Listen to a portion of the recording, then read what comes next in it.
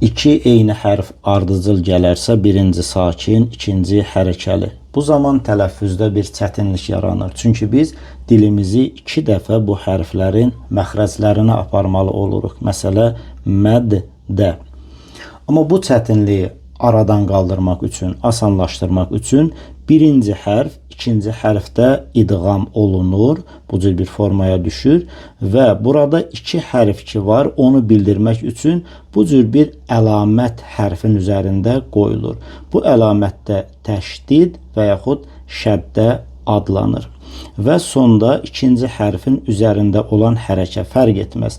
Fəthə, kəsrə, dammə, bu da bu əlamətin əgər fəthə, dammədirsə üzərində qoyulur, kəsrədirsə ya təşdid əlamətinin aşağısında və yaxud hərfin aşağısında qoyulur.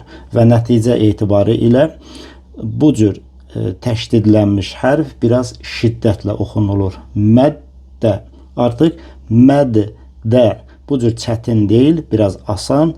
Məd-də və rahat bir formada oxunulur. İkinci nümunəmizə baxaq. Yenə də iki eyni hərf ardıcıl gəlmişdir. Birinci sakin, ikinci hərəkəli. Burada da eynən birinci hərfi ikinci hərfdə idğam edirik və şiddətlə tələffüz edirik. Təbbə. Artıq rahat olur.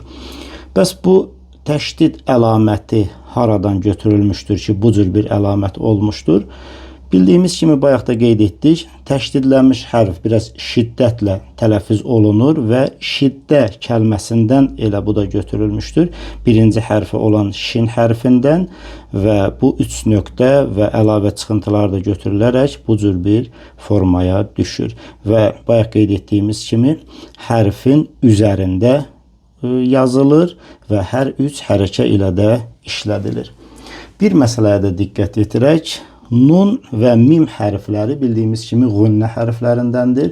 Qünnə yəni xaşüyüm, yəni burun boşluğundan xaric olan səsə deyilir. Və bu iki hərfimiz təşdidli olarsa, digər təşdidli hərflərdən seçilirlər, fərqlənirlər. Və biz bu hərfləri tələffüz edən zaman bir iki hərəkə miqdarında səsi burun boşluğunda, yəni xaşüyüm adlandırdığımız hissədə saxlayırıq, gözəl bir şəkildə axtırırıq və nəticə etibarı ilə düzgün, gözəl və kamil bir qünnəni yerinə yetirmiş oluruq.